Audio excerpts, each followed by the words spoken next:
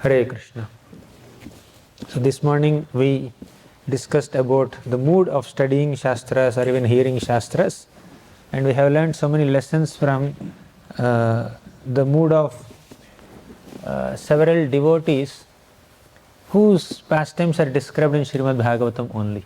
How Parikshit heard Srimad Bhagavatam with a great sense of urgency, how the sages of Naimisharanya heard Bhagavatam with a great sense of eagerness, and how Vidura heard Srimad Bhagavatam with service attitude, with an inclination to serve Maitreya Muni.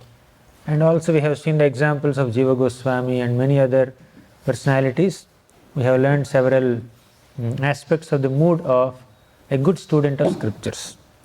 So this mood we can maintain either while hearing or while studying the Shastra. Okay.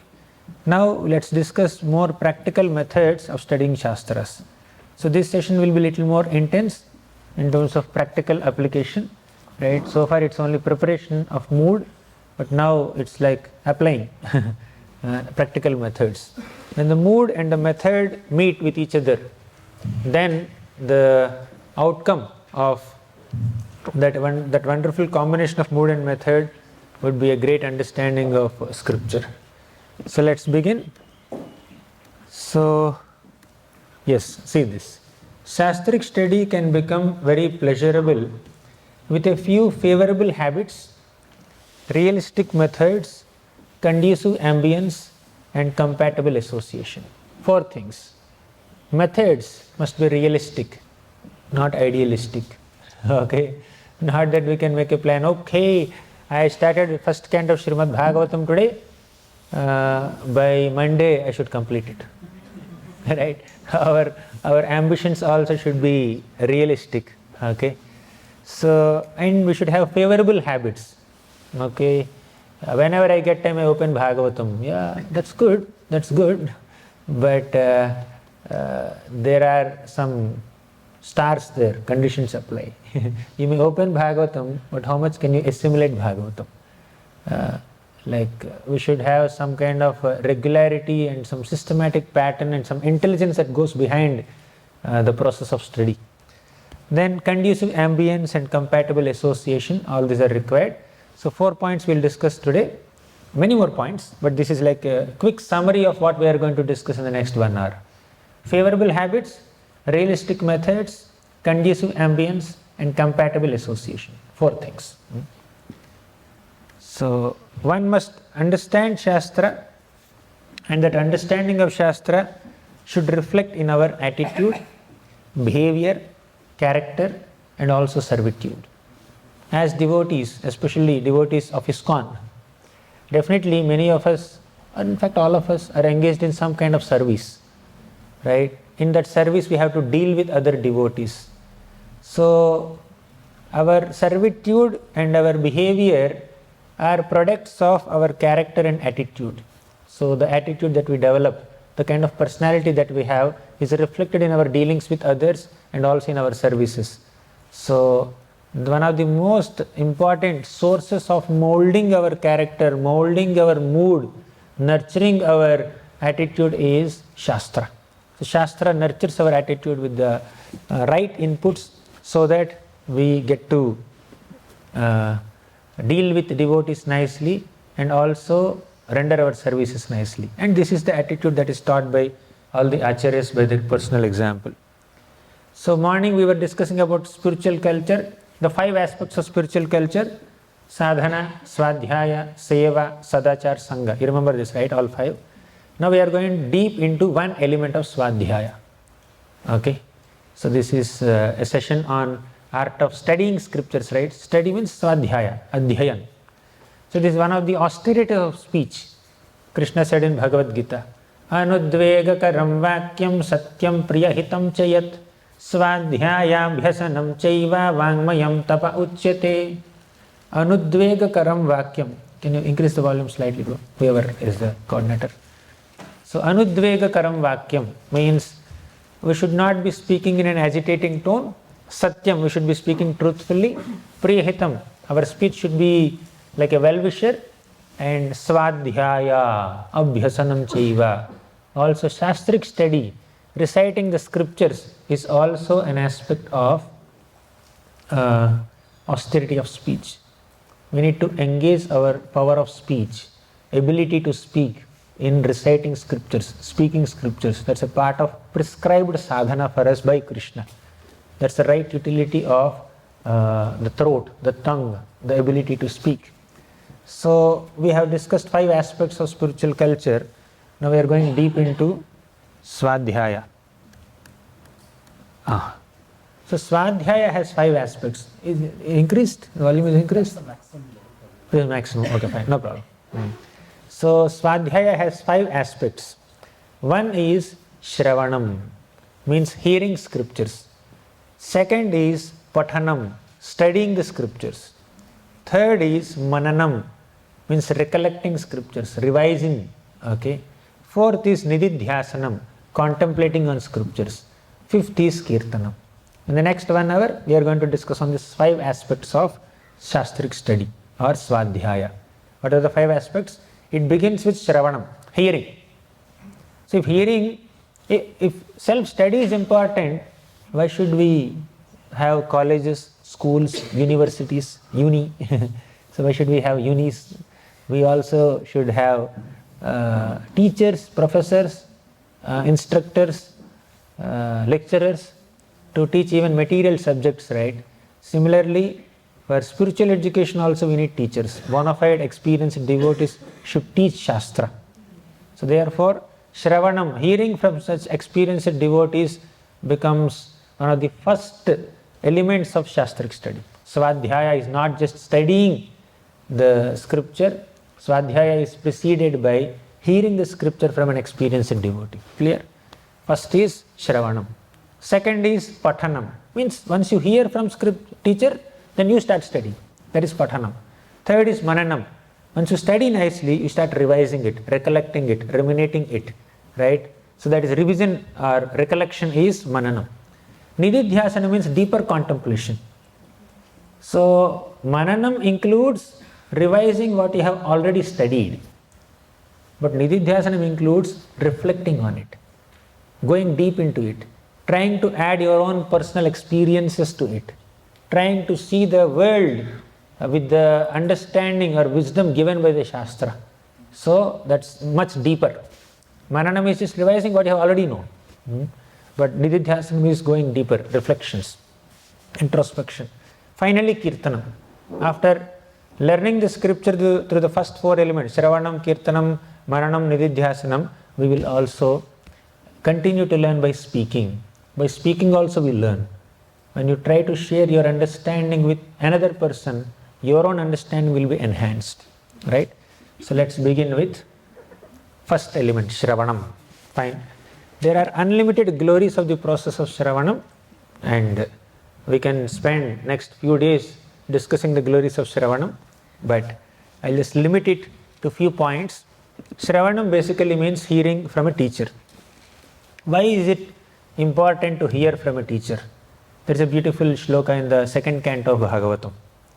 It says that Pibanti ye bhagavata atmanas satam kathamrutam shravanaputeshu sambhritam punanti te vishaya vidoshitashayam vrajanti tacharana saroruhantikam. Pibanti ye bhagavata atmanas satam. When we drink the nectar of Srimad Bhagavatam through our ear holes from an experienced teacher, Pibanti means to drink. So it will have 2 effects. Number 1 is Kathamritam Shravanaputeshu Sambhritam. When we fill our ear holes with the Amrita, nectarian narrations of Krishna, the first effect is Punantite Vishaya Vidushita Ashayam. Our Ashaya. Ashaya, you understand? What is Ashaya? Not Ashraya. Ashaya. Ashaya means aspiration, hope or whatever. Aspiration, desire, right? Goal. So Ashaya. In this material world, our ashayas or aspirations are contaminated by desires for sense enjoyment. You ask any average human being, ask what is your ashaya, what is your aspiration? They may say, I want to earn money, I want to get a big bungalow, I want to start a company, or I want to do this, I want to do that. All these are required for self-preservation, but most of the aspirations of common people are centered on sense enjoyment, material enjoyment, or at least self-preservation in this world.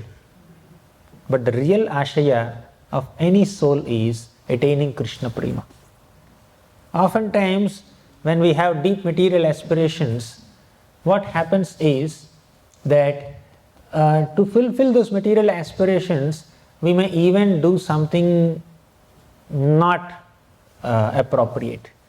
We may, the conditioned souls may adopt to some illegal means also to attain enjoyment, to attain money, to attain some kind of material facilities.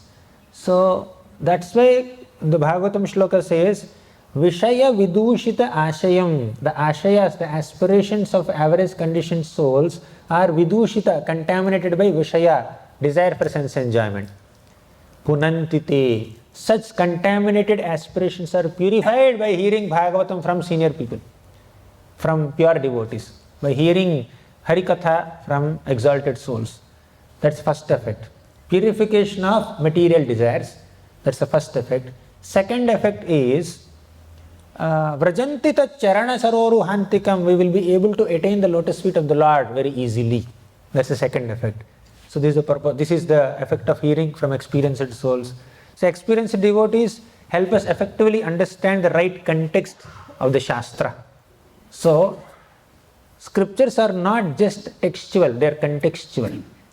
There is a context associated with the text. Sometimes there is the word Atma. In some contexts, Atma means soul, in many contexts. But in some contexts, Atma can mean super soul. Atma can also mean mind. Atma can also mean intelligence. Atma can mean the universe. Okay? So like that, according to the context, we need to understand the meaning of these Sanskrit words. And experienced acharyas, teachers, they understand the context in which the statement is made, and they will give a relevant explanation to the word, which is more appropriate to the context. Sometimes we may just take our speech for granted. Now, I just came here in the, I think Manmohan Prabhu was speaking about, I preach in uni. What is uni? I asked. Uni means university, he said. Everything we do in a concise manner. Now you people, you have short forms here. But I am coming from India, I don't understand what is uni. Okay, is it unique or something else? So you don't understand that, but you easily, effortlessly understand, because that's a language that you are regularly using, isn't it? So as a stranger or as someone who is coming from a different place, I may not be able to immediately understand these terminologies. Similarly, we are strangers, we are new to scriptures, but acharyas are close to Krishna, they understand the language of Krishna. When Krishna says uni, acharyas understand it is university or unique or something like that. But we may not be able to understand. We see dictionary. Oh, uni means something else. Why Prabhupada is translating it like this here? Okay, we have our own ways of understanding things. So just because we know English, we can't understand physics. Okay, just because we know Sanskrit, we can't understand Shastra. Okay, so Shastric understanding is not a product of having some linguistic abilities, grammatical abilities. You may know Vyakaran, you may know the language nicely. We may have studied 12 years of Sanskrit also, but still we may not be able to figure out the exact meaning of the Shastra, because devotion is required. Familiarity with the person who is speaking that shloka is required. Acharyas are close to Kunti Maharani, close to Dhruva Maharaj, close to Prithu Maharaj, close to Bhishma Dev, close to Brahma, close to Krishna. They can understand, interpret and explain the words of all these personalities in the scriptures so that we get the right understanding. Otherwise, with our linguistic abilities, with our understanding of Sanskrit knowledge, we may not be able to understand the scripture, right? So context is required. Then we need to hear from experienced devotees. then Vaishnava Gurus decipher and present the spirit of the text better than any other erudite Sanskrit scholar. It is that love which enters the hearts of sincere hearers, that the spiritual sound emanating from the mouth of a devotee. Yeah, basically when a devotee is speaking, a devotee is expressing one's love for Krishna. And we are not just getting exposed to the sound made by the devotee, we are also associating with the consciousness of the devotee. When we are hearing from a pure devotee or some exalted devotee, we are also associating with their consciousness. Their consciousness is more developed than us. They are more experienced in understanding the Shastra, understanding Krishna's heart. When they are speaking, then we are associating with that consciousness along with just hearing the sounds. So expressions are also important, right? Emotions are important. Then the words are important. The mood is important. So we are getting exposed to all of them. Then our understanding of Shastra will be refined by hearing from others. Such hearing will remind us of our forgotten identities as eternal lovers of God and inspire us to perform Bhakti Yoga. Fine. So enough glories of hearing. There are many more, hundreds of shlokas that are glorifying the process of Shravanam from great souls. But in the Shravanam part, we should also understand that apart from hearing from bona fide authorized sources, we should also try to avoid hearing from unauthorized sources. Avaishnava mukhodgirnam putam harikathamritam shravanam naiva kartavyam sarpotchishta yathapayah. We should not hear from unauthorized speakers. They may speak about Krishna, they may glorify Krishna, but the mood may be different, the intention may be non-devotional. So milk is very pure, very nourishing food, but if that milk is touched by the lips of a serpent, then it can have poisonous effects when we drink it. Therefore, we should avoid hearing Harikatha, hearing Shastra from those who are not devotees of the Lord. Otherwise, they may have eloquence, they may have sweet speech, they may do things or speak things that are very pleasant to hear, but the intention may be different. So apparently the form of their speech may be very attractive, but the content or the intent of their speech may not be very pure. It seems logical to our mundane intelligence, but it's not devotional, right?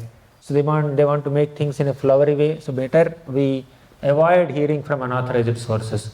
So let me tell you one small incident. When I was in college, I was working on a drama, right? I wrote a drama script, Mahamurkha.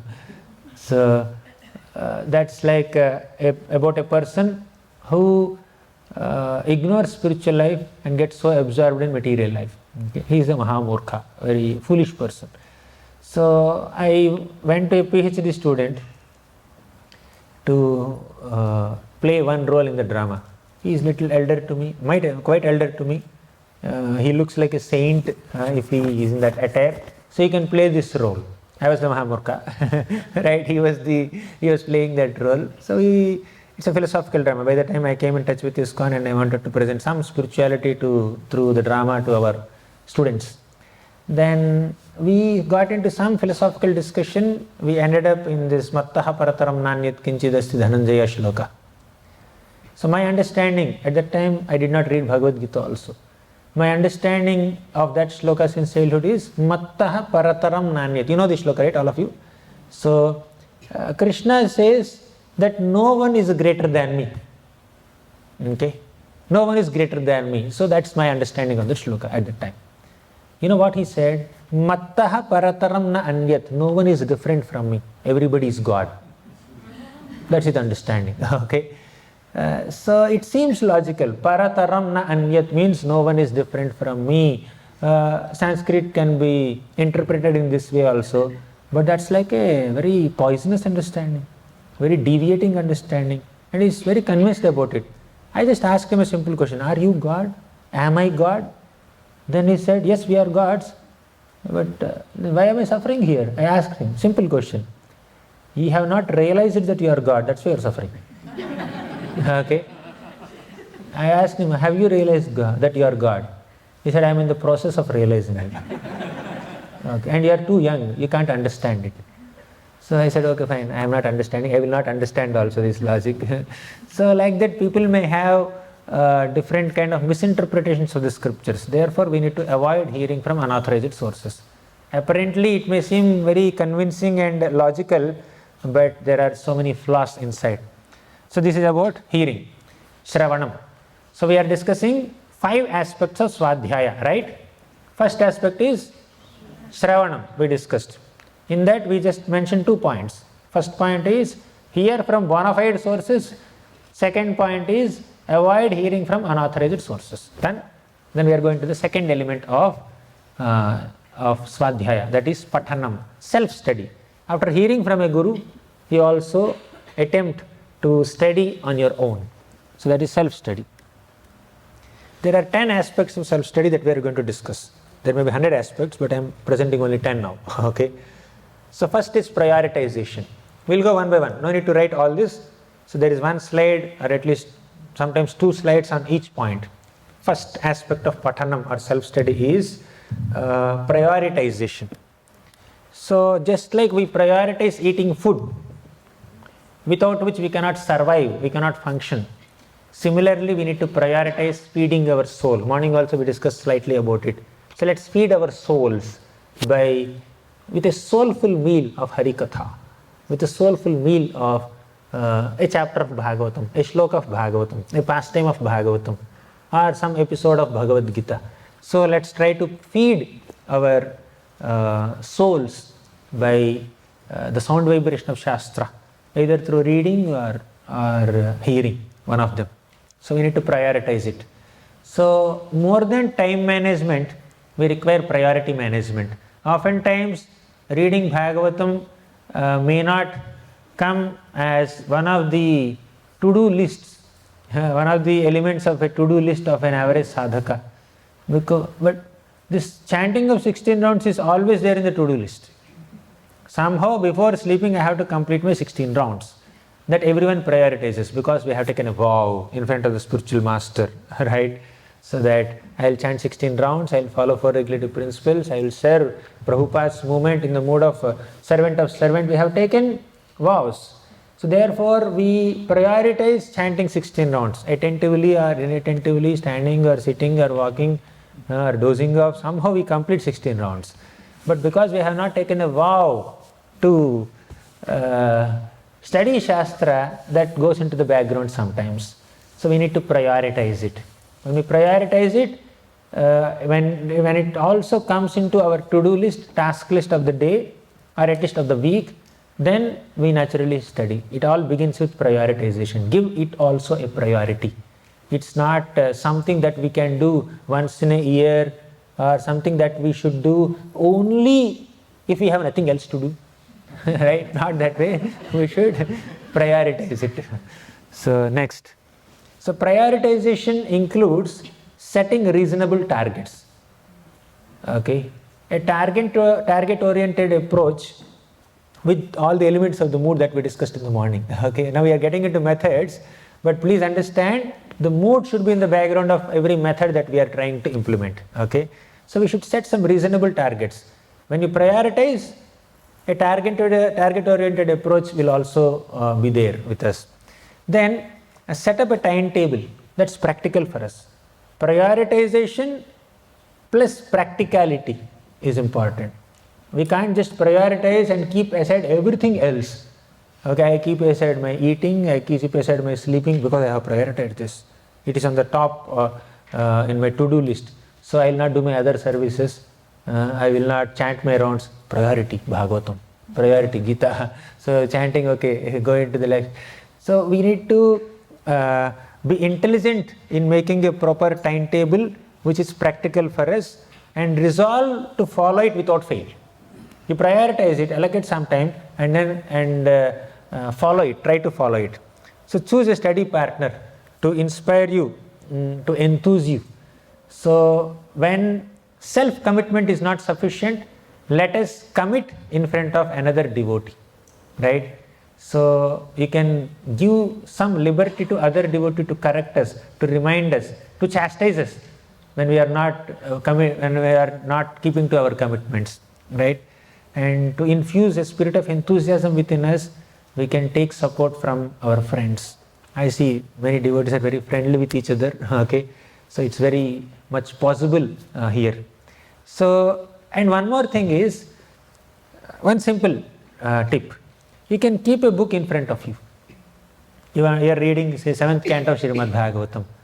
So try to keep that book visibly on your table, or when you are traveling, you can keep it in your bag, right? Keep it visible, so that visibility, the darshan of Bhagavatam book reminds us that we have to study, we have to open it also, right? It's not necessary that we keep the entire Bhagavatam set always in a safe lock only. Okay, we can also open it sometimes.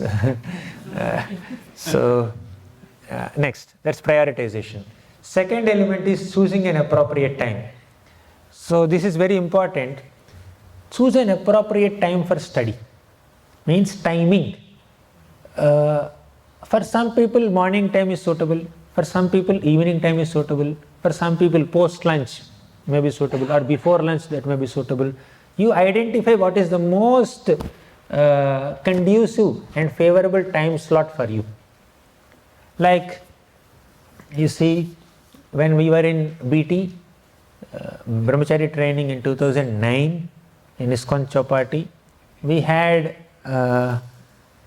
Mangalarti at 5 o'clock, and we have to mark our attendance at 4:20 a.m. So 4:20 we have to go and mark P in the register. Otherwise, we will be given a reward of writing Hare Krishna Mahamantra 54 times. Okay, I got that reward sometimes. Okay, so most of us will just mark our attendance at 4:20 p.m., 4:20 a.m. Then we start chanting. Okay, 5 o'clock attend Mangalarti. Then after Mangalarti you continue chanting. But some of us would not chant. 4:20 we will mark our attendance. We take bath and then we mark our attendance. We run to library, Sharanagati library. 4:20 to 5, 40 minutes we read Bhagavad Gita. In those days we were doing Bhakti Shastri. So that 40 minutes of reading in the Brahma Muhurta time, after you have just woken up from sleep of 6-7 hours, and you are very fresh in your mind, you have just taken a bath, and it's Brahma Muhurta, the ambience is very silent, very conducive, and every word that you are reading, every line that you are reading is entering into the system effortlessly, right? So when you are already full here, although the tastiest item is given to you, it will not just pass through the throat. But when you are hungry, even if you are given not so tasty food also, you just gulp it faster, right? Basically, we should have that bandwidth inside also, not only physically, like mentally, intellectually we have bandwidth. So generally, whole day if we work, at the end of the day if we start studying, sometimes it works, but when the mind is engrossed with hundreds and thousands of thoughts, taking inputs from a book, taking in knowledge and content from a book may not be very much possible, right, sometimes. So early in the morning it was possible for us, and we had very nice time for almost an year to have a study hour, a study 40 minutes hour, 40 minutes time in those days. But it was not possible. When we shifted to GV, Mangalarti became 4:30 a.m., right? And some of us got Brahman initiated, we started serving the deities. No, we can't even chant also, forget reading at that time. Okay, so in those days we could afford to read from 4:20 to 5 because some chanting time is allocated in our schedule. Now it's not like that. When early morning you go for dressing or some other deity service, then you begin your rounds after 7. But that's the time we complete our chanting general days. But when you have deity worship, we begin after 7 or 7:30, 8 o'clock. So naturally, we can't find that slot. But the point is, in those days it was good. I still have very sweet memories of those days. But you choose some time which is suitable to you. Morning or evening or afternoon or whatever time that is suitable to you according to your schedule, your work schedule, your temple services schedule, other things. So choosing an appropriate time is important. First is prioritizing it. Second, choosing the right time for study. Third is fixing the duration of study. Okay, you have made a vow or prioritized that I need to study every day at 6 p.m. 6 p.m. is your time, Sandhya time. But how much time you will study? 6 o'clock you will start. You will study till 6:30 or 6:40 or 6:05 or 6:01 or 7 or 8. So you just fix some duration apart from timing. When do you start? You also fix some minimum duration. It could be 30 minutes, it could be 40 minutes, it could be 20 minutes, it could be 1 hour or 2 hours depending on your schedules. And try to stick to it as much as possible unless there is some exception or emergency, right? So reading for a long time at times helps us. Say you have allocated 45 minutes as your study hour every day time. So you may stick to that. But sometimes on Sundays or some holidays or some public holidays or Easter holidays, or so when you get some extra time, you try to read for 2 hours, 3 hours, 4 hours, 5 hours, 8 hours. If you try to do that now once in a while, not on a daily basis, once in a while if you try to do that, then we enter into the mood of the pastime better. So generally what happens is, you say allocate half an hour for study, and you open and then read, and just 3-4 verses are over, 3-4 purports are over, then your study hour is over. You have to finish it. The next day again you get into it. So in this way, to complete one chapter, you may take 2 weeks or 3 weeks or maybe a month. Then to keep track of all the entire flow of this chapter, which you have studied over a month or 2-3 weeks, it becomes little overwhelming. At times, whenever we get some free time, some holiday, once in a week or once in 2 weeks or 3 weeks, if you can manage to find a 3-4 hour slot and try to absorb yourself completely, then you get into the mood of the character. So half an hour is your time, is your duration that you have fixed. In half an hour, you just get into the mood. Kunti Maharani is offering prayers, you just read 2-3 prayers and it's like very great. You are getting into the mood, suddenly study hour is over. Okay, it's like people who are addicted to serials, TV serials. I'm not sure about Australia. In Andhra, my God, full serials only. They feel that like half an hour is the serial time, and half an hour generally the writers write in such a way there is some cliffhanger at the end. So the serial ends at a suspense, right? And these people are like constantly discussing, okay, what will happen, what's going to happen. Tomorrow we have to wait till 7:30 p.m. tomorrow. They're anticipating what's going to happen, what's the next scene, right? So, they feel like continuing it. Similarly, when in our Shastric study, when we allocate very less time, by the end of that little time slot, we just got into the mood and the time slot is over. But for all practical considerations, we may not be able to allocate more than that time, half an hour. So, whenever it is possible for us on a public holiday, you can allocate 3 hours or 4 hours or 5 hours just for this. I know so many devotees are very busy with preaching. Once in 2 weeks, they just take 1 day off completely. Whole day is for Prabhupada's books. Whole day is for reading Bhagavatam. So they switch off their phone. They just, in our conversation, like Amarendra Prabhu, Amoghilila Prabhu, myself, we had a conversation, a Zoom call, okay, ISKCON Desire Tree. That day Amoghilila Prabhu is saying that I will do like this. Once in 15 days or once in a week, something like that, he has some frequency. He just keeps everything aside, just reading that day. That day is for reading. So once in a while we should get the doses. Even physically also, sometimes we are so exhausted with so much work. Once in a day we go to a spa, take some Ayurvedic treatment. Many devotees come to GV also. Okay, this 4-5 days I have given for my body. I will take some oil massages, I will do this, I will do that, just to rejuvenate. Similarly, we should have some spiritual rejuvenation phase, time. Once in a day we should do like that. Once in a while we should do like that. So, it helps us enter deep into the mood of the characters. Say, Vritrasur pastime you are reading, that's spanning over 4-5 chapters, and that 4-5 chapters you are reading in 2-3 months, that is one level of experience. If the 4-5 chapters you read in 1 day or 2 days, that's a different experience. The level of nourishment that you have will be very much. Don't worry about indigestion. So, this is one food that will never lead to indigestion. Okay, you can take as much as you want and there is no digestion problems. Okay, we can keep some reasonable targets also to complete a book. Next, fourth, why am I spending so much time on these externals? Because when these externals are taken care of, then we can enter the mood easily. Okay, these are important. Let me see. Selecting your study space. First is prioritization. First, prioritize that you have to study.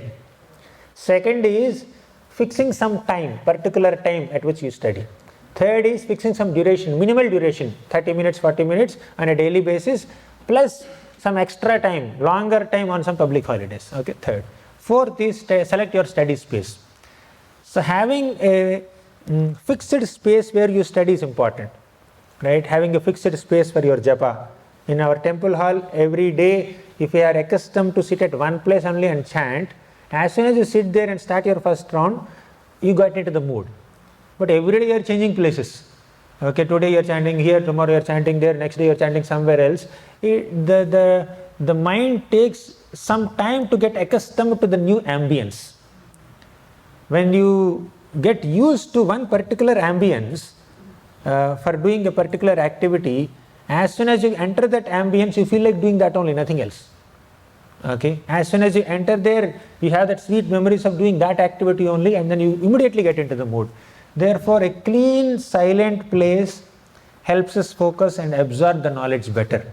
So when you have some rounds left, you can't just sit in a traffic signal and then chant, completing the rounds. Okay, keep on watching what's happening, which vehicle is passing there. You just go to some corner which is silent and then chant, right? So similarly, for reading also, we should select a clean and silent place that helps us focus and absorb the contents of the Shastra better. Then sitting at the same place every day also helps us in our concentration and to be very consistent in our study. Then our mind automatically enters the mood of the study in such a favorable ambience because we are accustomed to it. Okay, so selecting study space is also important. We cannot sit in front of the TV or we cannot sit with the mobile phone in the pocket or right next to us, so that kind of deviates us and distracts us from study. Then fifth element is concentration and determination. These two are related, C and D. So concentration. So I often give this example which I have learned in my own personal life. Like when I went to the DT room to wash Achaman cups, one day I saw this Achaman cup, copper cup, floating in water. What water? Tamarind water. We have a habit of immersing all our copper cups, Achaman cups and copper plates in tamarind water. When copper comes in contact with tamarind, it automatically becomes clean, and you just have to pick it up and then just rinse it with soap and then wash it and then dry it and keep. So that makes your life easy. But if you directly take a very black copper cup and then try to scrub it takes a lot of effort, right? So one day it's my seva and I went there. Then when the pujari who went before me, he immersed all the tamarind cups in all the copper cups in tamarind water. But one cup is floating. Half the cup is immersed inside the tamarind water, half the cup is floating outside. So the portion of the cup which is outside is not clean naturally, it's very dirty. So although I tried to scrub it, the blackness is not going. Okay, so I immersed it inside the tamarind water. After a while I then removed it. Meanwhile I washed the other utensils. So that helps. So why I said this is, when we are sitting for study, if you are not concentrating on what we are doing, we don't get full benefit out of it. Say you have allocated, you have prioritized it, you fixed up a time, you fixed up some duration of study, 1 hour, and you are sitting in a very clean and silent place. Your table lamp is on, your table is good, everything is good. All first four elements are taken care. But you don't have the fifth element, concentration and determination. Then we can't get much out of it. 1 hour, people may sit in front of the book, Bhagavatam, and then study. But if they are constantly distracted in 100 different ways, effectively they are reading only for 10 minutes or 20 minutes. Make the best use of that 1 hour that you have allocated, right? So when the copper cup is immersed completely in tamarind water, it becomes fully clean. Similarly, when our mind is completely absorbed in the activity of study that we are doing, then we get full out of our study hour. Otherwise, time allocation is happening, but output is not coming, right? So in 1 hour, we end up reading only 1 page or 2 pages, okay? Or in 1 hour, we end up doing nothing practically. Although we read 10 pages, nothing is going inside. Have you ever had this experience? We are reading, nothing is going inside. Pages and pages you are reading, nothing is registering here. Right? Your mouth is reading or your eyes are reading, but things are not going inside because mind is thinking of something else.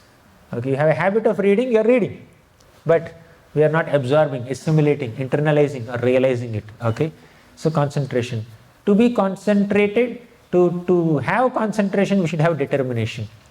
So let us be determined enough not to get deviated, not to get distracted. Let's focus. So we need to remind ourselves to focus. As far as possible, let's try to keep our distracting elements, especially mobile phones and social media, away from when we are studying especially, right? So if there's an emergency, that's great. We have to give it priority. But there is no emergency, we can keep those elements aside. Somehow in the last few years, maybe 3-4 years or little more than that, when the smartphones came, the levels of distraction have increased a lot. And there are people who are studying and analyzing the pattern in which people are getting distracted. Every 2 minutes we feel like seeing mobile. Every 3 minutes or every 7 minutes, there's some average, some statistics also, right? So even while speaking to someone, yeah, emergencies are emergencies, we understand, important messages are there. It's not that we should not use smartphones, that's not the problem, that's not the point. The point is that even if there is no emergency, even if it is not that important, we tend to touch smartphone and get distracted, and the phones are also designed in such a way that it kills our concentration. And there are so many allurements, there are hundreds and thousands of apps to distract us, so many notifications to distract us. So once we touch, people may just pick up a smartphone and aimlessly stare at the screens for hours together, and then bounce in some wall, and then slip or fall, and have some problems with relationships also. Because he's sitting with another person, trying to talk, the other person is trying to have a conversation, he's just getting distracted, right? So when the person is in front, we are unable to give focus, we are giving attention to something else who is not with us. So like sometimes they also make us more and more impersonal, okay, not acknowledging soft human emotions. So same thing with Shastric study also. While studying, if we keep the distracting elements right next to us, then we won't be able to have that personal meeting with Krishna. Studying Srimad Bhagavatam means having a personal meeting with Krishna. And when we are having personal meeting with Krishna, if we are attending to 10 other meetings also, then Krishna will feel, oh my God, this fellow is not interested. Okay, so he doesn't have much to reveal to us. Okay, as far as possible, let's try to keep aside other activities and thoughts and gadgets during study time. So we want to find out solutions to other problems when we are studying, oftentimes. Okay, when we are reading, suddenly you get a thought, you want to quickly finish it and then come back. Chanting also it's like that many times, right? Because we are not fully focused in these activities, we are not sufficiently determined to concentrate, so many other thoughts are distracting us. They may be important, but why you have to do all the important activities only during chanting time, only during studying time? Somebody said, I got great ideas how to study Shastra. When did you get? While studying. Someone said, I got great ideas how to attentively chant. When did you get these thoughts? While chanting. When did you get these ideas? While chanting only. So we can keep them aside. Sometimes even if there are no messages, we keep checking the mobile. So please trust me, we will not Just by checking the mobile phone 100 times, you will not get any messages. Someone has to send them. Okay? If someone sends them, we get a notification. Okay? And even if then we get notification, we don't have to immediately see. It's okay, no problem. We can see later. So we should be determined to concentrate. Then, sixth element. Say all your 5 elements are in place. You have determination, you have concentration, you have prioritization, you have allocated time, you have allocated a particular duration, you are sitting at an appropriate place, good place. Still, we may not be able to absorb. The reason is that we may not be holding the right book at the right time. Say I just began my bhakti, say 2 years back or 1 year back. I am not ready to read Ujjvala Nilamani or Gauranga Gita or Lalita Madhav or Vidagdha Madhav or Vilapa Kusumanjali. These are not the books that you read after 1 year of bhakti. Read Bhagavad Gita, read Bhagavatam. There is a progression, right? So we may be, we may have taken care of first 5 elements, but if we are not reading a book that is suitable for our current level of spiritual advancement, then we may find Shastric study boring, right? If we are reading books that we are not ready for yet, then we may find them difficult, boring, and we may lose inspiration. And tomorrow, even when you are ready to read it, you feel like, oh, I cannot read it. Like you cannot begin with Tattva Sandarbha. You cannot begin with Paramatma Sandarbha. That you read after completing Bhagavatam few times. Okay, so hold the right book at the right time. And further, to decide what book to read at what time, we need some guidance from seniors. So let's take guidance from some senior people. What book should I read now? So accordingly, you just start reading. So say you are holding the right book. You have taken care of the first 6 elements that we discussed so far.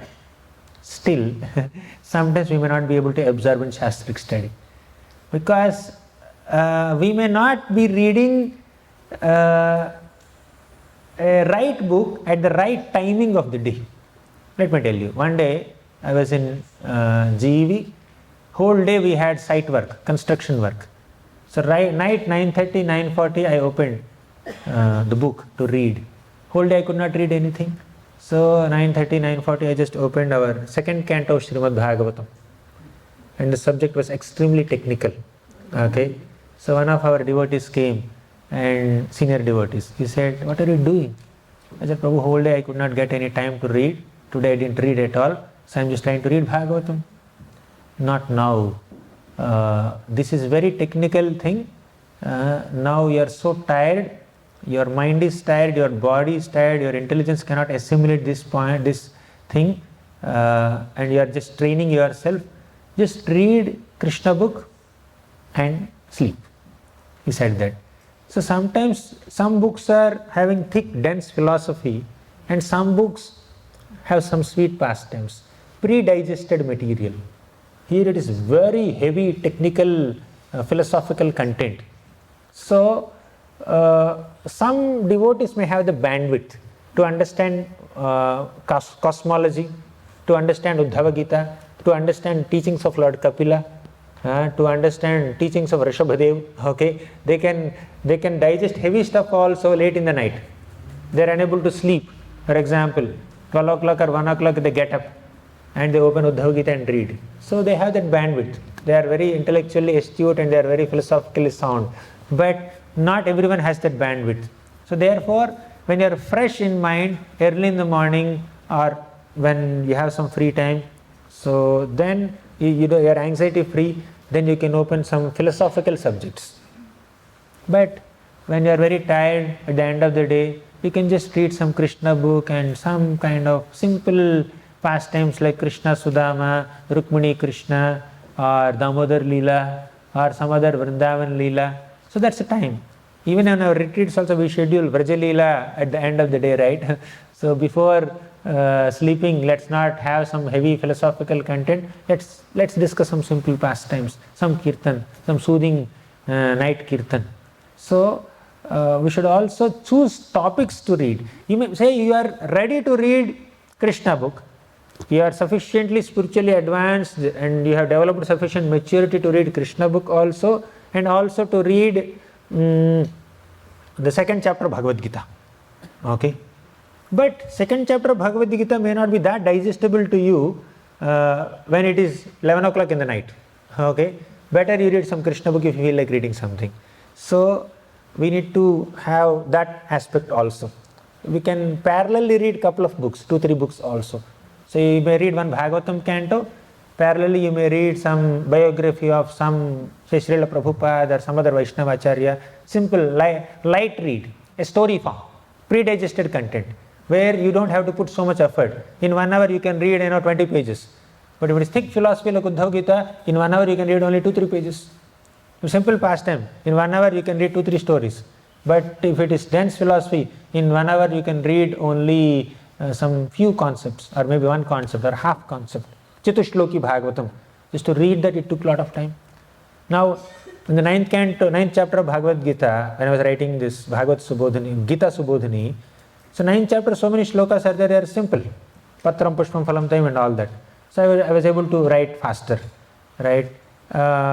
Then there are this 4th chapter. In the 4th chapter, there is Brahmarpanam, Brahmahavi, Brahmagno, Brahmanahutam, Brahmaivatena Gantavyam, Brahma Karma Samadhina. So this shloka, I took 8 hours to write 4 lines. In Gita Subodhini, I was just repeatedly reading Prabhupada's purport, Vishnu Chakravarti Thakur's purport, Baldev Vidyabhushan's purport, and multiple, Surrender Unto Me by Bhurijan Prabhu. So I was reading multiple books and repeatedly just trying to understand, and wrote 4 lines after 8 hours of contemplation. Right? So, and I just got one thought from Prabhupada's line only, Prabhupada's book. Brahman means spiritual. So that made life easy. We'll discuss it separately, how I wrote that. But it took 8 hours for me to understand one shloka. Even now also I did not understand completely. Right? There's more for in the shloka that it can reveal. But it took 8 hours. But some are there, I just write faster. In 1 day or in that 8 hour slot, I may complete 1 or 2 chapters also. And the chapters are very simple. Now, in this Australia trip only, I'm working on Bhagavad Subodhini 10th canto. So, Aghasur pastime, in Mumbai airport, 11:30, I started Aghasur pastime. Okay. So, it was very simple. I could just manage to complete it almost 90% of it by the time I reached here. But now I am working on Brahma's prayers. So 2 days I sat, whatever time slots I got, I am still in the 14th shloka. Right? So there are Shreya Shritim Bhakti Mudasyate Vibho Klishyanti Kevala Bodha Labdha Atma Labdha, like that. There are very technical shlokas Brahma is speaking. Here only Tatena Kampam Susamikshamana comes. Then Gnane Praya Samudapasya Namanta Eva Jivanti Sanmukharita Bhavadiya Varta. All this series of shlokas, very dense prayers. You may see only 4 lines, but for that I need to read 4 pages, right? So it takes a lot of time. So therefore you need to understand, some books are easy to understand, some books are very difficult to understand. So depending on your strength levels, bandwidth levels, concentration levels, physical strength levels, you choose that book that is more appropriate for you. Is it clear? So next, while reading, try to identify the structure, flow and concepts and the stories. So in our scriptures, like Bhagavatam, the most prominent scripture, we have several stories. Stories means pastimes. Okay, we have many concepts, philosophical concepts, the 3 modes of material nature. There is Jiva Tattva, Ishvara Tattva, Kala Tattva, then Rasa Tattva, Bhakti Tattva, Bhagavata Tattva, Bhagavat Tattva. So many tattvas are there. So you understand the concepts. And another thing that we need to keep track of is the flow. How are the contents flowing? Say 2nd chapter of Bhagavad Gita you are reading. There are no stories there. Clear. So many concepts are there. In the first 10 shlokas of the 2nd chapter of Gita, Arjuna is surrendering to Krishna, and Krishna accepted Arjuna as a disciple. That's the first 10 shlokas. Next 20 shlokas, 11th shloka till 30th shloka, Krishna is speaking about Atma Gnana. Okay, he is speaking about the science of soul, the difference between soul and body. So next 7 shlokas he spoke about sakama karma, working for enjoyment. And after that, from 38th shloka till 53rd shloka, he was speaking about nishkama karma yoga. From 54th shloka till 72nd last shloka, he is speaking about sthita prajna's qualities. Like that, in this one chapter, you try to identify what are the major concepts or major episodes that Krishna is covering, right? So you try to see the flow and how one shloka is connected to another shloka. So you try, by careful study, we can easily observe. Is it getting intense? Morning it was light. Is it okay? Able to follow? Okay. So maybe after lunchtime, this is not the right topic to speak. So we need to understand the flow and story. Sometimes when we are reading one pastime over 4 or 5 days, we may not be able to keep track of who said whom, who said what to whom. Okay. So we try to figure out the flow. So that's why the next element is important. I'll come to that. Let me complete this. So flow, concepts and stories. Let's try to keep track of all these three. The story, the flow and the concepts. While keeping track of all these three things, let's not miss the essence. What is the essential message? How is Ajamil episode flowing? First time when I read Ajamil episode, I opened, directly it says that Ajamil is 88 years old. And he says he is attached to Narayana. I was thinking, my God, I have heard in so many lectures, like 6-7 years back I was reading Ajamil episode for the first time.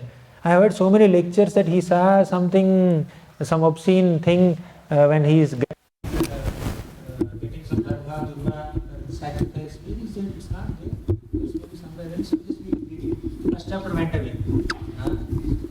Then after some time, I saw that Vishnudutas came and confronted with the Yamadutas. And Yamadutas and Vishnudutas asked, why are you taking this Ajamil to hell? Then Yamadutas started giving a flashback of Ajamil. In that flashback comes, Ajamil was a pure Brahmana, so his father told him, you get some grasses and some flowers and fruits and worship Parapadmila. Then he saw that prostitute and he brought her. All that comes as a flashback narrated by Yamadutas, not by Sukadeva Goswami. So you have some impression in the mind about the pastime based on hearing. But when you're studying, when you're sitting to study, you understand how this Bhagavatam is presented, how the story flow is going on. So like that, we need to understand. So while doing so, don't miss the essence, right?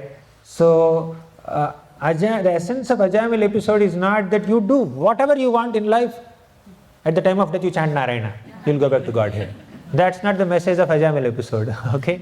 Message of Ajamil episode is, Ajamil chanted without faith. What will happen if you chant with faith? Ajamil chanted to indicate his son. What will happen if you indicate, when you chant calling out the Lord directly? Ajamil chanted at the time of death. What will happen if you chant throughout your lifetime? Okay? So in this way, Ajamil chanted with sinful background. What will happen if you live a pure life and then chant? So like that, we should not miss the essence while discussing the storyline, while keeping track of the storyline and concepts and flow. So very younger children, they capture the storyline very fast. They even remember the finer details of the storyline also. But the essential lessons, they are not developed enough to capture everything. Some children are very good, they can capture.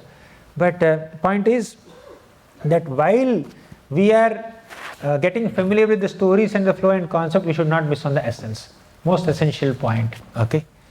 So now this is a very technical aspect. I'm going a little deeper into study. There are different aspects of Vaishnava Acharya's commentaries. This is the way many Acharyas have explained our scriptures. Scriptures are provided to the humanity by the efforts of Vyasadeva and many other sages.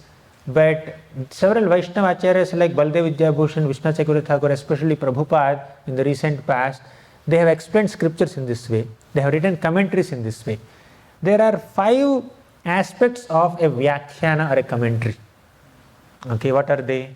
Padachedaha padarthokter Vigraho Vakya Yojana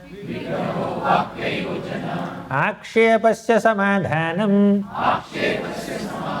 Vyakhyanam panchalakshanam. First, Padachhedaha, Padarthokti. Padachhedaha or Sandhi Vichheda means you take any book, say Bhagavad Gita by Prabhupada. You open any shloka, you will find a transliteration of that shloka in Devanagari and also in English with diacritic marks. Okay, so below that, that shloka is divided into small parts. Have you seen? Right? Avajananti mam mudha manushim tanumashrita param bhavam ajananto mama bhuta maheshwaram. There Prabhupada breaks that shloka into small parts. Avajananti mam mudha manushim tanum ashrita. We just divide that shloka into small parts, right? That is called Padachheda, which is also called Sandhi Vichheda. Second part is Padarthokti, trying to generate meanings for each and every element, every word. You have divided one shloka into small parts, right? And you start generating meanings for every part, every word. That is called Padarthokti, generating meanings to each word according to the context. In some contexts, some words mean something. In another context, the same word will mean something else, right? So understand that Prabhupada has put a lot of effort to give word-to-word meanings also, synonyms also. So third is Vigraha. Vigraha means, now in the previous element we have seen Sandhi Vichheda. Sandhi means that those words that are joined, you separate them, right? Joined words, you just separate them. Sandhi is joining and you just Sandhi Vichheda. You just break them into individual words, try to generate the meanings. There is something called Samasa. Okay, how many of you are aware of this word Samasa? In Telugu also, Telugu grammar also it comes. Samasa means compound words, like Mukti Pada, Bhakti Pada. Okay, so Mukti is one thing, Pada is one thing. I was just working on Brahma's prayers, right? It's there fresh in my mind. Mukti and Pada are two words, but you just combine them. Mukti means liberation, Pada means feet. Okay, but when you combine them, Mukti Pada means liberation feet. Is it the meaning of Mukti Pada? Liberation feet. It doesn't make any sense. But this compound word Samasa Mukti Pada has a different meaning, right? When one Sanskrit word is combined with another Sanskrit word, the combination is called Samasa, and sometimes compound word that has a different meaning according to the context. Here Mukti Pada means Krishna, at whose feet liberation stays. Okay, at Lord's lotus feet all liberation is present. Or Mukti Pada can also mean in some contexts the position of liberation. Pada is one thing, feet. Sometimes Pada can also be called Pada. Or it's a position, the position of liberation, the situation of liberation. Like that, one word can have multiple meanings according to the context. I'm not very good at Sanskrit, but just we need to understand that Prabhupada has put a lot of efforts to identify the compound words and give meanings to them according to the context. Okay, so giving meanings, real meanings to compound words, which otherwise could be interpreted in 100 different ways. Okay, you got this, Vigraha. Then fourth element is Vakya Yojana, generating a prose sentence for the poetry shloka. That is called Vakya Yojana. That's a translation. Fifth is Akshepasya Samadhanam. Means Akshepa means objection. So many people may explain one shloka, one chapter in a particular manner. But a bona fide Vaishnava-acharya should identify all the wrong interpretations of that shloka and condemn them and cut them and give the right interpretation of the shloka. And also, a bona fide commentator should anticipate what could be the possible objections that may appear in the mind of readers. In the minds of the readers, there could be some questions. Let me address these questions. Okay, Prabhupada may say, sometimes people may think in this way, but this is the answer based on this shloka. Right? Have you seen some purports like that?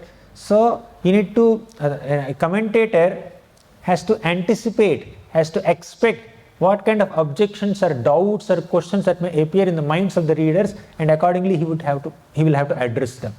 So all these elements are there in the commentaries of our acharyas. 5 aspects. Is it getting too technical? Right? This is just helping us to appreciate the contributions of our Acharyas. So Prabhupada has done all this. Word division, synonyms, translation, purport and all that. So finally, the 10th element of our Pathanam is notes making. Why is it important? There's an elaborate description in the book, but I'll just briefly mention this. So notes making will help us focus in our study or in our hearing. When we are hearing a class or when we are reading a book, you just note down some points that are very inspiring to you, that kind of touched your heart, that you could resonate with easily. So if you can just write them with your own handwriting, in your own language, then we can be more focused in our study, more focused in our reading. And by the way, making notes is not a mandatory item. It's not mandatory that we have to make notes, but I found it very helpful in my own personal study, and I know so many devotees who also found this habit of making notes very helpful in their study, whether it is Shastric study or academic study. Since childhood I have not read anything without taking down some points, notes. Sometimes I made elaborate notes, sometimes I made very crisp notes, but noting down in our own language, with our own hand, that helps assimilate and retain, right? And we can focus on it better. We can keep track of where we are, right? So we can avoid distraction and sleep. When you have a book in your hand, you are reading, when you get a message, you want to see it, but you are also writing it. The mind is hyperactive, right? To the hyperactive mind, if you try to give 2 tasks, 1 read, 2 write. If you give 2 tasks to the mind, it can be engaged nicely. If you give only 1 task, the mind becomes restless, right? In that sense, it's a way of controlling the mind also. You read and you write also. If you're exhausted, that's fine. You may not overload the mind, but if you also keep writing, so that will help us avoid distraction and avoid sleep.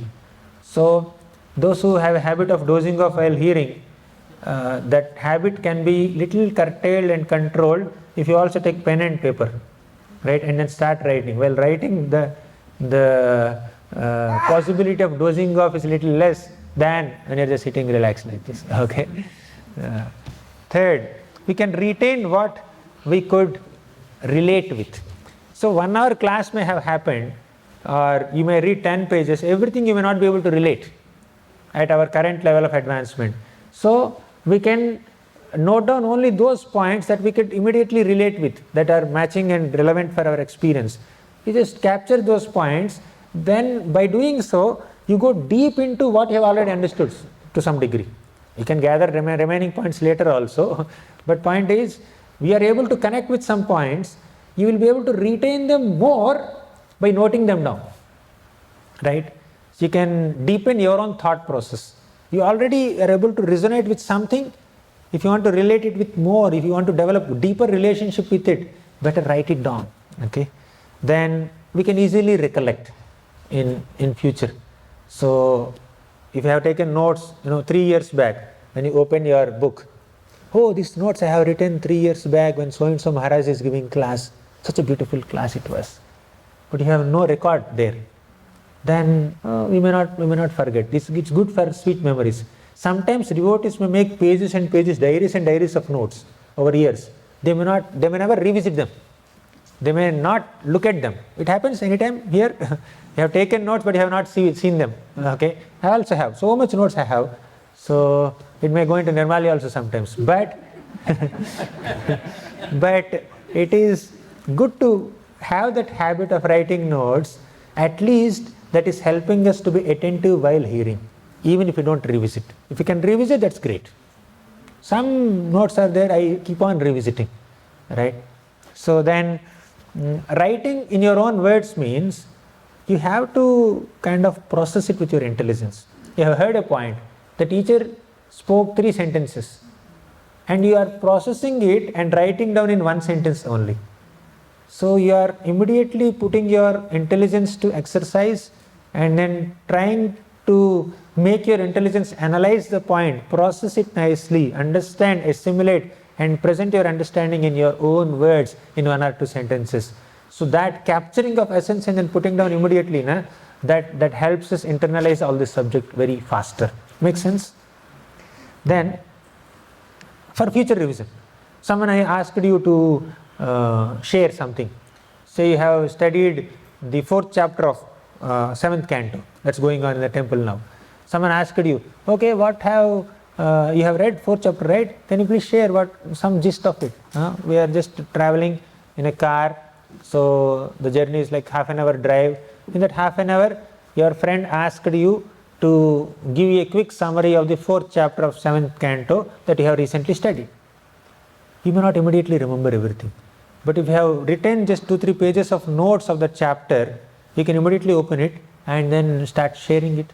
While sharing with some little guided sharing, you may not randomly, oh, this is happened in the first sloka, then second sloka this happened, and in the next section this happened. You are randomly recollecting, but if you have some kind of little systematic notes, then you can easily recollect everything, right? Easy revision. Then recap before next reading. So you read first chapter today of Bhagavad Gita, you made some notes. Before sitting to read for the second chapter, you can go through the first chapter notes little bit in 5-10 minutes. Then you start second chapter. That's very beneficial, very useful, right? A quick recap we can do. Again, if you may read 50 pages of first chapter, but you write 4 pages of summary of it in your own words. Revising 4 pages is easy, or revising 50 pages is easy. It's much easier, right? And this is something that you have written with your own understanding, with your own handwriting. That becomes much easy to revise. Then you can make things concise. You read 50 pages and you write in 2-3 pages or 4 pages the gist of it. Then when someone is asking you to give a class, you expand it. You contract and you expand. You zip it and you unzip it. Compress it, uncompress it. That happens. Okay, that becomes very easy for our preaching also. Many of us are into preaching and giving presentations. So having some good notes will help us in our preaching also, in our presentation. And you can even share your notes with others. And others want something, immediately you can just share your notes and some points. That will help them also. That's Vaishnava Seva. You can also get blessings by that. Okay. Then while making notes, you're reading a book and taking notes from it. Meanwhile, you recollected something else. You're reading Prahlad Maharaj's pastime. Suddenly you remembered Narada Muni's past life. You just note that also here. Suddenly you remembered Dhruva Maharaj. Oh, Dhruva also, when he was at the age of 5, he was abused by his stepmother. He did tapasya. He got the darshan of the Lord.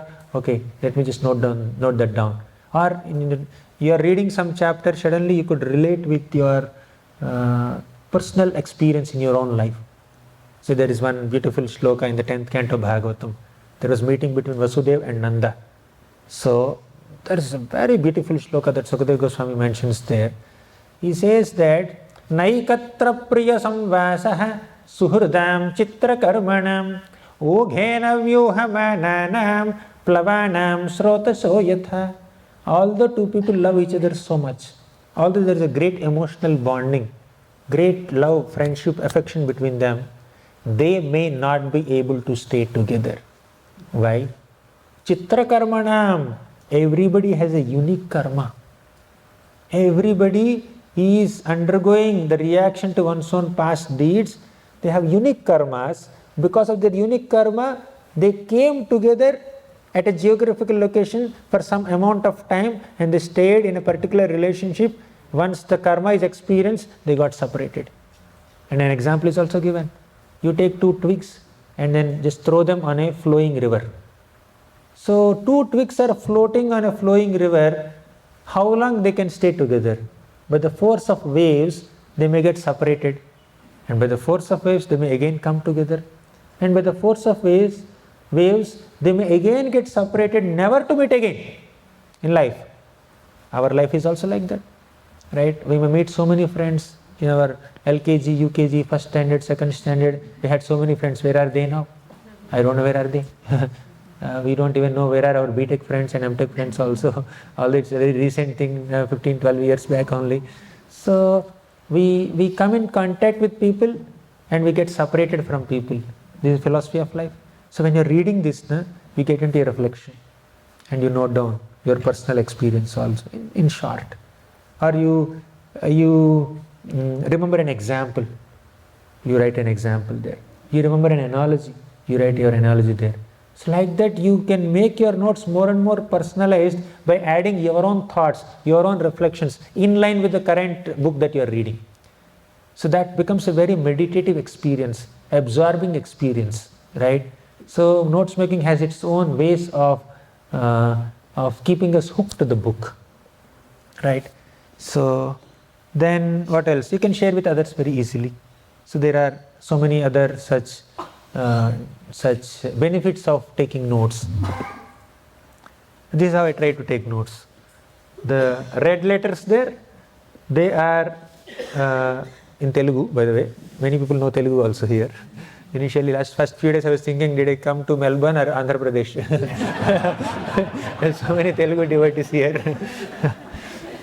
So, yeah, these red lines are shloka in Telugu language. And it's very easy for me to write Sanskrit like that. Some important shlokas only I write like that. This is from the description of the kingdom of God, 3rd canto, 15th chapter. This is a photo of that.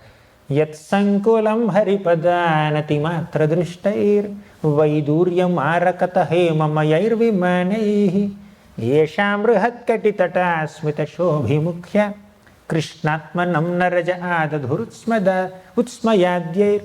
So this shloka speaks about the residents of Vaikuntha-vasis. I just wrote that shloka, and there are some black letters on top of some words of the shloka. They are the tough words for which I don't know the meaning. They are little different from Telugu. Sanskrit and Telugu are little closer.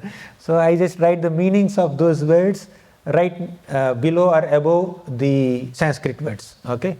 Then the black letters next to the shloka, that's a paraphrased version of the translation. And the blue letters below, they are some important jewel-like points from Prabhupada's purports. And some pencil marks here and there are some additional reflections. Okay, I was right just before this. There are other shlokas like there is no envy in the spiritual world, even amongst the plants and birds. Mandara kunda korabotpala champakarana punnaga naga pukulambuja parijata gandher chite tulasika bharanena tasya yasmim stapaha sumanaso bahumanayanti. Means all the beautiful, sweet smelling, colorful flowers of Vaikuntha, they encourage Tulsi Maharani to go and serve the Lord. They take a back seat. All the sweetly chirping birds of Vaikuntha, they encourage the bumblebees to make some sound that resembles Harikatha, and they take a back seat. So there is no envy in the spiritual world. So that's what the shloka says. And Prabhupada also writes beautiful purports there. Then I added a few more reflections from my own understanding about envy. So like that you just make your notes more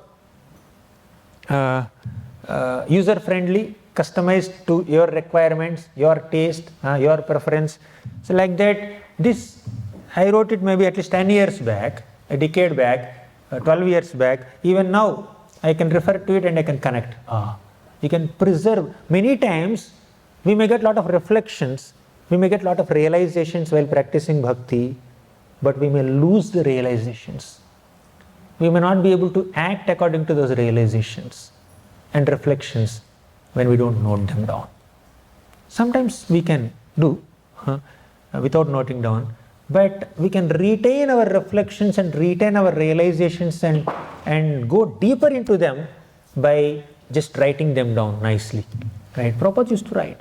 He would forget all writing these books. Prabhupada would even maintain a record of the expenses also. Today 50 paisa I have spent for this, 1 rupee I have spent for this, 1 rupee 25 paisa for this. So he would just write all that accounts, right? So many people have become very systematic by writing down, right? And of course, I am saying it's not a mandatory item. If you find it helpful, if you think that it will make you more organized, more systematic, then you please adopt to this. Some people are Shruti-dhars. They hear, they remember, and they realize, and they apply also, and they preach also. But some people, they need little more practice, one more stage of just noting them down and keeping them once in a while, looking at them to rejuvenate one's own enthusiasm, right? So these are some points. So we completed second. We are discussing Swadhyaya. 5 aspects of Swadhyaya. What is the first aspect? Shravanam, hearing. Second aspect? Pathanam. We discussed 10 elements of Pathanam. We completed it. Ended with notes making. Now 3 more elements, we can do it faster. So next is Mananam, means recollection or revision. So when we make notes, that will help our Mananam very easily. Right? We can revise and recollect what we have studied when we look at our own notes. That's like one element which I have already covered in the previous section. But in this Mananam, I would like to mention 2 points. One is Simhavalokana, second is Vihangavalokana. How many of you know these terms already? Yeah, few. So Simhavalokana, Simha means lion, Avalokana means glance. Simhavalokana means a lion's gaze, a lion's glance. What does a lion do in the forest? Lion kills all its enemies, and after a while lion looks back. Anybody left? Any more enemies left? Okay, to finish off. So that's what is lion's gaze in our traditional terminology. Similarly, in our Shastric study also, when we are studying, nicely you completed 1 chapter, 2 chapters, just have a lion's gaze. Let's do some Simhavalokana. Means just flip the pages back. You already read 15 pages. Let's flip these 15 pages once again and see if you have missed out something. If you have missed out any important point. Have you ever had this experience of reading a chapter, again revisiting that chapter once again, flipping pages, and you figure out, oh, I missed this point. I missed this point, right? So we should do Simhavalokana to not miss anything important. However expert we may be, however experienced we may be, we may miss some points. We may read, we may skip reading few lines, or we may be thinking of something else while reading some lines. So like that we may miss. There is a possibility of missing some important points even if you have read it. So like somebody read 14th chapter of Bhagavad Gita today. Very thoroughly he read. Next day, one speaker spoke a class on 14th chapter. And this person who just read 14th chapter, he is thinking, oh, I just read recently, yesterday only I read. Okay, whatever this speaker is going to present, I know everything. Okay, and the speaker speaks 14th chapter. And at the end of the class, the person who is sitting there, he realizes, my God, did I read this chapter or not? Right? Did I read it properly? This shloka is there from 14th chapter. Yes, it's there in 14th chapter. I read yesterday only. Which book you read? Which book's 14th chapter is that? Later you will have to. Sometimes it happens like that, right? We read that chapter, but we never saw it. I had this experience several times. Somebody quoted one shloka, very, very important and key shloka from the chapter. Then I asked him, where is this shloka from? He said 1.2.3. Go and see. Oh, it's from here. I read this. Multiple times I read this, but I missed this shloka. Right? Sometimes we miss shlokas, we miss pastimes, we miss names. Right? So that's why Simhavalokana is very good. Just flip back. Just go back in what you have studied. No need to rush to the next chapter. Okay, let me complete this. By the end of this month, by the end of April, I must complete this book. Yeah, that's good to have some target-oriented approach, but at the same time, we can get best out of our study by repeatedly revising, repeatedly looking at what we have already studied. Okay, so next is Vihangavalokana. So it's Simhavalokana. So Vihangavalokana means the bird's eye view. When the bird is flying in the sky, from there the bird witnesses the entire locality. Now when you are going in first day of Bhagavatam class I was mentioning, when we need to travel in an airplane of spiritual intelligence, right? From there you see all the traffic will not obstruct you. You remember that?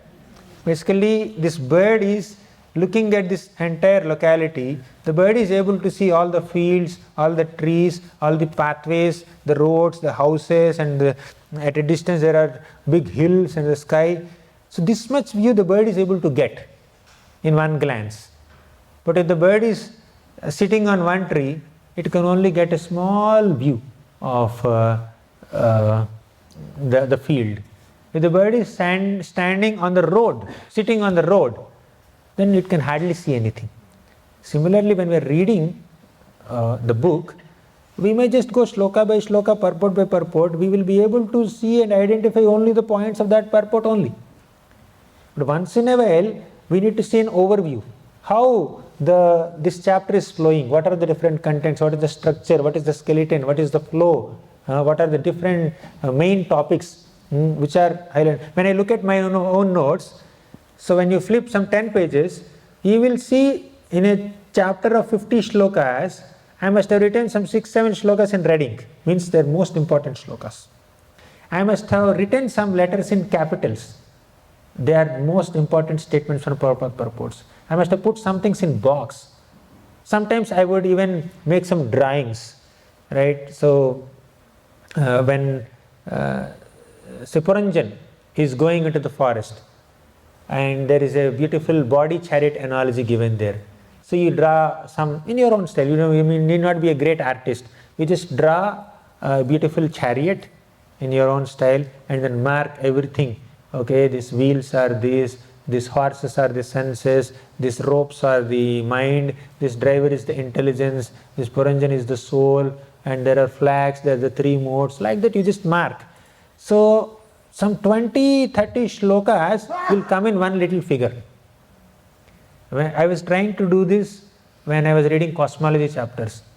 So 5th canto of Bhagavatam, Jambudvipa. Sukadeva Goswami is describing Jambudvipa structure. When I was just trying to just go shloka by shloka, I'm unable to figure out. Then I opened PowerPoint, made a circle. Okay, so made a circle. Okay, this is Jambudvipa. This is my understanding. I made the background of the slide into blue. This is ocean, saltwater ocean. So then Jambudvipa is surrounded by another Dvipa, Plakshadvipa, and there is a gap between these 2 Dvipas. That gap is filled with an ocean, saltwater ocean. Then I made more circles. The middle circle is Jambudvipa, outer ring is saltwater ocean, outer ring is Plakshadvipa. Like that I made multiple circles. PowerPoint, simple. There are circles objects, right? So like that, if you are trying to make notes, you can get a bird's eye view of an entire section in the form of a figure, or in the form of a mind map, or a flow chart, or a block diagram, or some kind of figure. So 15th chapter, you can just draw a tree in your own style. Then you can start marking, labeling the trees, branches and roots and flowers and leaves with whatever elements that Krishna is indicating. So like that, if you try to make some skeleton or the flow, bird's eye view of an entire chapter or a book, that will be very helpful for getting an overall idea, overview of the book. That's called bird's eye view, Vihangavalokan. This is clear? So now you see entire temple structure is visible here. Okay, you can see all domes. But when you are entering the temple, you can only see the wall. You can't see the dome. You can't see the inside dome and everything. But this bird is flying so high, you can see the whole structure. So we need to get this architecture plan for the chapters that we are studying from Bhagavatam. So this is about Mananam. Now 4th element. What's the time now? We have 2 more things to discuss. 4 o'clock already? Okay. I'll finish in 5-10 minutes. So 4th element is Nididhyasanam. A deeper contemplation. Much deeper contemplation on what we have already studied. In Mananam, we try to revise what we have already studied. In Nididhyasanam, we try to reflect on it. We try to absorb more. Like you see, a child is there. He is just drawing ABCD. A, B, C, D, E, F is there. He is just drawing A, B, C, D, but he is not identifying this is A, this is B. So the teacher writes A and B and gives to the student. Okay, practice it. And he will write A, B. But he is not saying A, B. So next day the teacher asks, write A, he is blank. Write B, he is blank. Write C, he is blank. Right? Because he just drew it. He could never relate the sound of the alphabet with the figure of the alphabet, the pictorial representation of it. Similarly, we may read so much Shastra, we may not be able to apply the Shastra. We may not be able to use it in our practical life if we don't reflect it. Therefore, Prabhupada says that we shouldn't just simply remember things. Instead, we must process and analyze the acquired information with our own intelligence. This is called Nididhyasanam. In your Bhakti Shastri, Bhakti Vaibhav, all the closed book exams are supposed to be Mananam, and all the open book exams are supposed to be Nididhyasanam. Okay, and presentations also. So deeply contemplate or introspect on what you have already studied. So Prabhupada said, we shouldn't blindly follow something. Instead, we must understand things with logic and reason. That requires deeper contemplation. 4-line shloka. The Acharyas are giving 4-page purport. Where is it coming from? From their Nididhyasanam, from their contemplation. This is not a product of speculation, it is contemplation. Okay? Such expansion of knowledge is not speculation or mental concoction, it is their realization. We need to read between lines in line with the Acharya's teachings. Okay? So that's contemplation. Then next comes Kirtanam, but because it's already 4 o'clock, I'll take this Kirtanam tomorrow. Or should I complete it? No? Okay. 5th element is Kirtanam. After learning the scriptures through the first 4 aspects, Shravanam, Pathanam, Mananam and Nididhyasanam, we also continue to learn by Kirtanam. When you start explaining what you have understood, you will understand it better. And others also will understand whether you understood it or not. Right? When we don't understand something and when we try to speak it out, people will understand that we have not understood it. But if we are presenting things with understanding, even if they don't understand, they understand that we understand. Right? So when we are speaking something, we may not be eloquent. We may not maybe using the right words also, but still people will get a sense that he understood it. Okay? Your demeanor reflects your understanding. There is confidence in your presentation. So we continue to learn Shastra more and more and more when you start speaking it out. We may read, we may think that we have understood it. When someone tells me, tell me what you have understood, then our real understanding comes out. Right? Therefore, speaking is very important. And speaking is not necessarily in a Zoom class or in a class with camera in front with a sound system with 100 people sitting. Speaking can be in your personal private conversations also. I have a couple of friends with whom I regularly discuss Shastra, maybe during prasadam or just walking here and there, or just he comes to my room, I go to his room and then we just start discussing 5 minutes, 10 minutes. So we should have some friends in our circle with whom we discuss Shastra, discuss our understanding of the scripture that we have studied. So that will increase our loving bonding. We discussed it before also. So in this Kirtanam, I'll have to cover 2 points. One, is speaking meant for public gathering only? I kind of addressed it already. Okay? So speaking is not meant only for public gathering, that is for our nourishment. When you do Kirtanam, when we glorify Krishna, that's for our nourishment. So let us try to express our appreciation for Krishna in front of other devotees of Krishna, thus increase our appreciation for Krishna, increase their appreciation for Krishna, and increase appreciation for each other.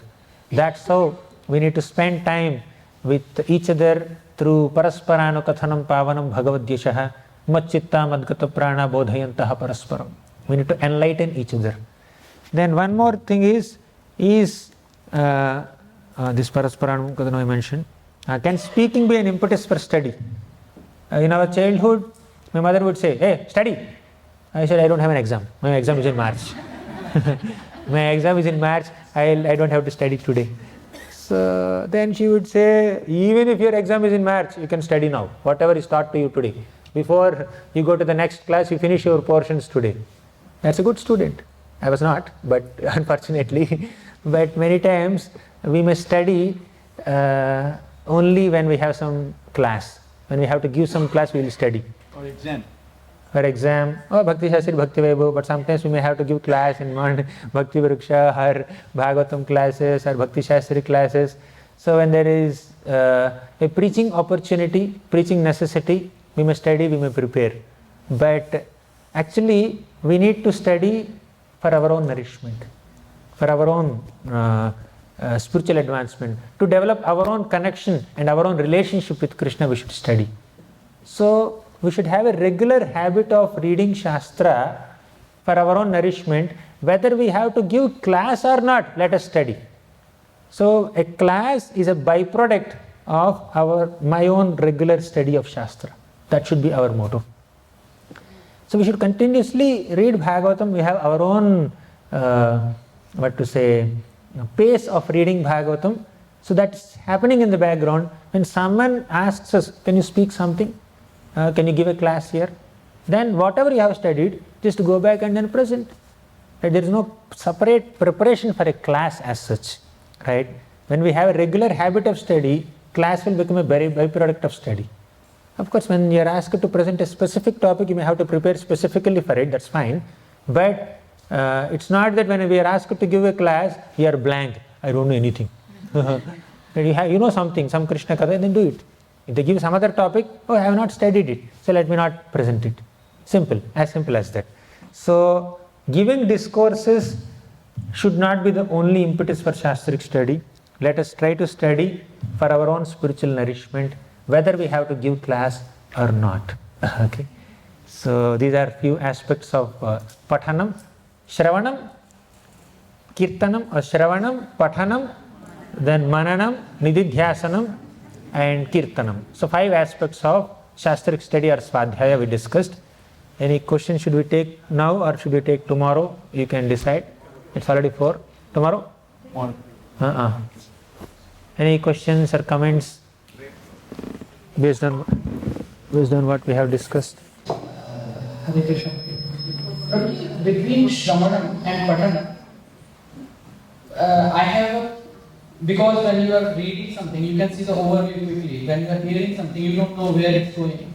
I find Pathanam easier, but then Shastra says Shravanam is the most important. Because in the previous days, there is no concept called Pathanam. No, not so much. There are no books only. What will you read? There is only hearing. So, both reading and hearing are important for our understanding of Shastra, and they both have their own advantages. When you are hearing, you are in tune with the speaker, with the teacher. And when you are reading, you are trying to understand things based on your own experience, your own intelligence, which is good, which is required. And but the speaker may give an additional perspective, more experience they have. They may present something which we may miss in what we are studying. Therefore, Shravanam has its own advantages. But reading also has its advantage, that when you are reading, you can pause, you can reflect, then come back. But in class, it's not like that. You are hearing, he is in his own flow, and if he paused, next 5 minutes you are thinking of something, you will miss 5 minutes class, right? So, in reading, you can pause and then move ahead. In Shravanam, you cannot pause the speaker. If it is YouTube video, you can pause. But generally, in the traditional Shravanam, you cannot pause. But both have their own advantages. So, this Shravanam and Pathanam together will equip us with a more wholesome understanding, right?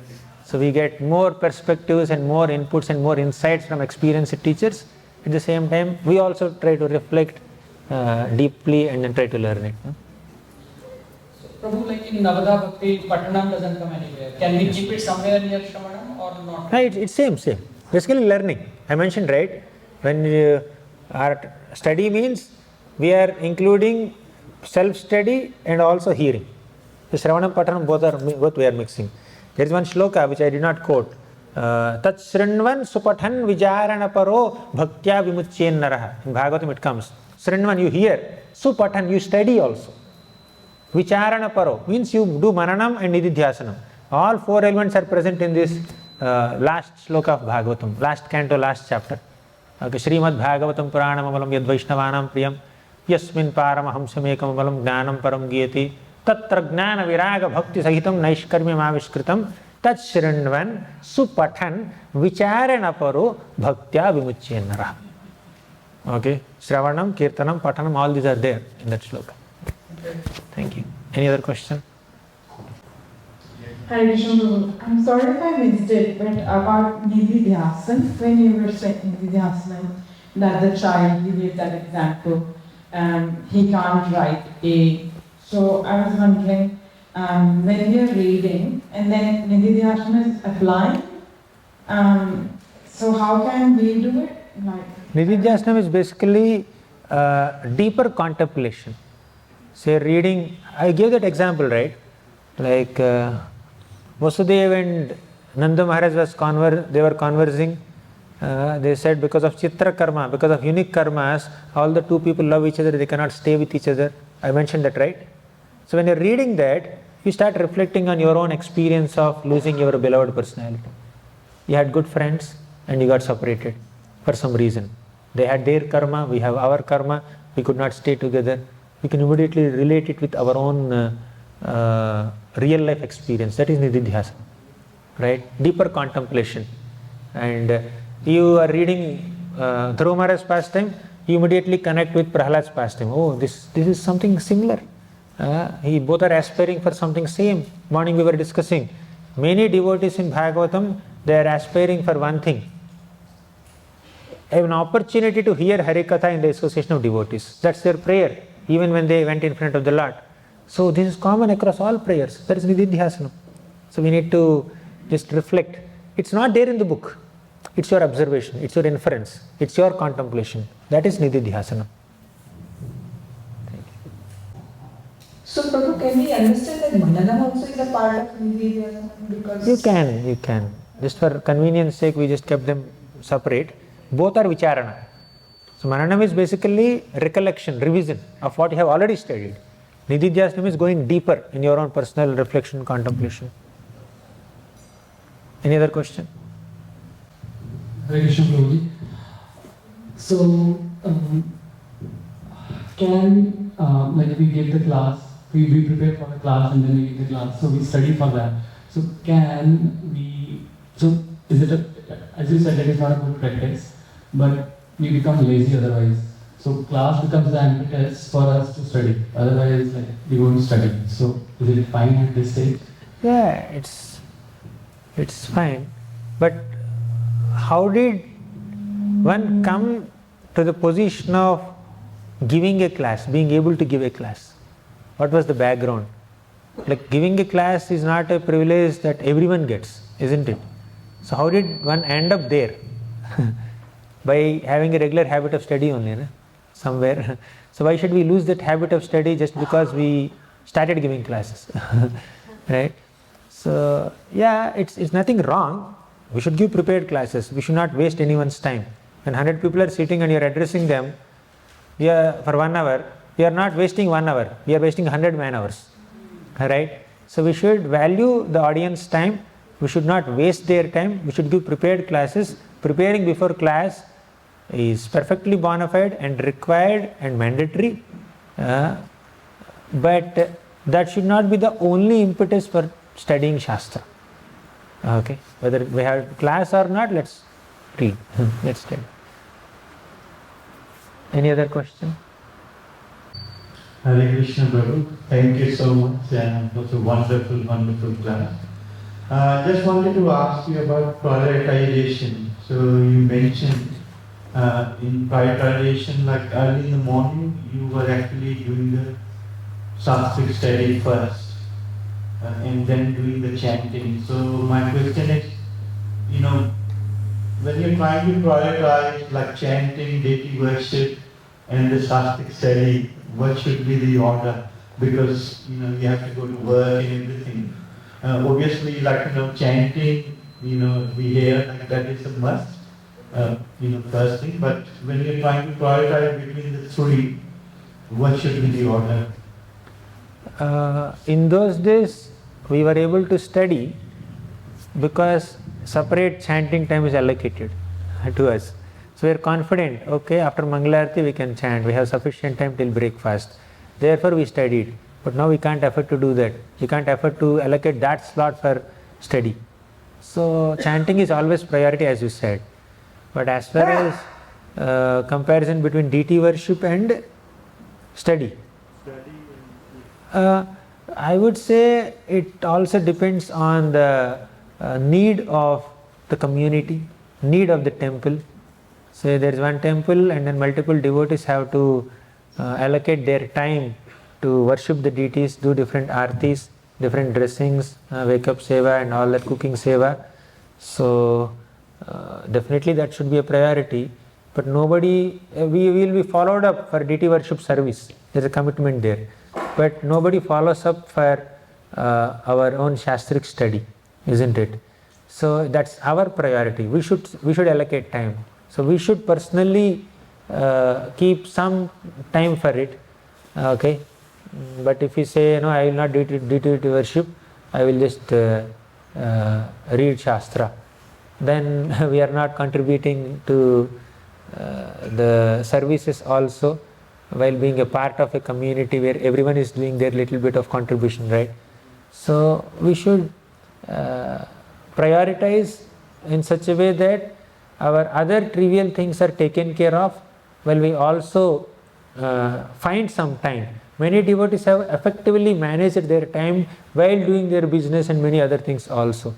So basically we need to gain that expertise and inspiration and take some guidance from experienced devotees to manage our time in such a way that we find a slot for study also.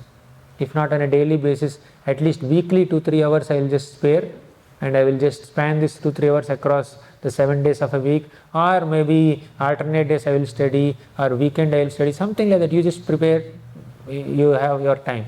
But that is still possible without compromising on the service commitment that we have for the community. It makes sense, Prabhu? Because many have done it. Okay. A lot of time, like for the Shastric studies, right at the end of the day. Now we have a lot of other things also we are doing, right, which may not be necessary for our spiritual advancement or even material advancement also. We need to find those slots where our time is getting wasted, those slots that are not being very productive in a spiritual sense or even in material sense. So let's fill in those gaps with Shastric study. Right. We may socialize beyond necessity. We may get entertainment beyond necessity. So we can just identify those pockets. Many devotees are able to do tremendous amount of services while keeping their Shastric study also on. Okay. Time management. Avyartha kalatvam is one of the important qualities that devotees have to cultivate. We'll find time.